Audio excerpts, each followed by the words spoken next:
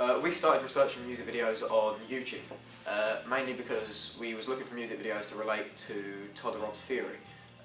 Todorow's theory suggests that within a narrative, there needs to be an equilibrium, then followed by a disruption within the equilibrium, and then finally a restoration within the equilibrium.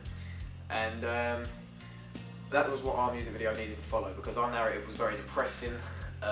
It did have a lot of disruptions, such as his alcoholism is shown within the video, and then it is followed by a restoration, which is him killing himself, which isn't actually a happy restoration at all.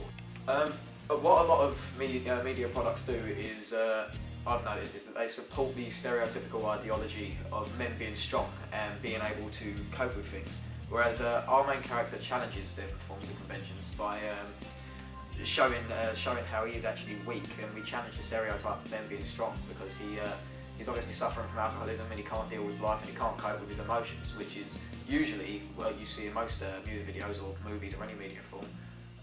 That's what the female characters usually deal with. They can't handle their emotions. Whereas in my music video, the main character, Mal, is actually in their position. For our media product, we used conventional effects by using a consistency of undertones, mainly to relate to the anguish prevalent within the narrative.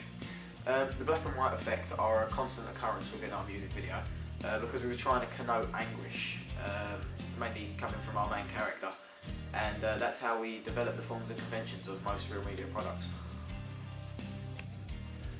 Our use of costume within the music video was constantly high class. I mean, our main character Daniel had a trench coat worth, I think, £120, and during the performance, and all the performance you can see him wearing that trench coat, and even the performance players playing the instruments, they were all wearing suits. My reason for choosing these expensive clothes is to challenge the forms and conventions of media products.